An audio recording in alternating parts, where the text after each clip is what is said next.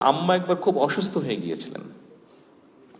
সেই সময় একটি হসপিটালে অ্যাম্বুলেন্স চাওয়া হয়েছিল, তারা অ্যাম্বুলেন্সটি দেয় নাই সেদিন। ঠিক আছে, এখন এক মিনিট, আমি যেটা বলতে চাইছি দয়া করে একটু শুনুন। তারা সেটি দেয়নি অ্যাম্বুলেন্সটি। এখন আজকে এই মুহূর্তে বিএনপি দেশ পরিচালনার দায়িত্বে আছে, I am the prime minister. আমি চাইলে ব্যক্তিগত আক্রোশ থেকে হয়তো আমি প্রতিশোধ নিতে পারি, কিন্তু আমি যদি নেই তাতে বেনিফিটটা কি হবে বলতে পারেন? কোনো বেনিফিট হবে কারো? কোনো বেনিফিট হবে না। যেই কথাটি আমি বলতে চাইছি, আমি গত প্রায় কতক্ষণ ধরে কথা বলছি, 1 ঘন্টা হচ্ছে। এই যে গত 45 মিনিট ধরে কথা বলছি,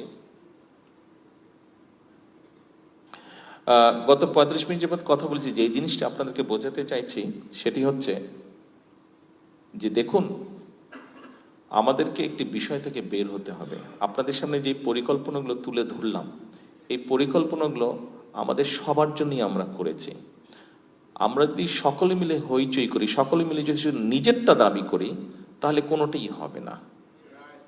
শুধু যদি নিজেরটা আমরা চিন্তা করি, কোনোটাই হবে না। দেশ আমাদের সবার, আমাদেরকে সবাইকে ধৈর্য ধারণ করে ধীরে ধীরে এগোতে হবে। সেজন্য আজকে আপনাদেরকে বলবো, আপনি প্রবাসী, হ্যাঁ আপনি প্রবাসী, আমিও তো দেশি। আপনার যেরকম দেশের উপরে দাবি আছে, আমার উপরে দেশের উপরে দাবি আছে, রাইট? আসেন না কথাটাকে চেঞ্জ করি। আমরা দাবি কথাটা কেন আমরা বারে বারে বলি, কেন আমরা ভিন্নভাবে চিন্তা করি না? আমরা দাবিটাকে ভুলে গিয়ে কেন আমরা বলি না, প্রবাসী হিসেবে আপনার যেরকম দেশের প্রতি কর্তব্য আছে, দেশি হিসেবে আমারও তো দেশের প্রতি কর্তব্য আছে। আসুন না আজকে আমরা আমাদের কি দাবি আছে সেটা থেকে বেরিয়ে এসে আমরা চিন্তা করি আমাদের কি কর্তব্য আছে দেশের প্রতি, what we can do for the country. আমরা কি নিব দেশ থেকে? দেখুন, দেশ থেকে কেউ একজন, একটি গোষ্ঠী দেশ থেকে নিতে নিতে দেশটিকে একদম শেষ করে দিয়েছে। আজকে দেশটিকে একদম ধ্বংস করে দিয়েছে।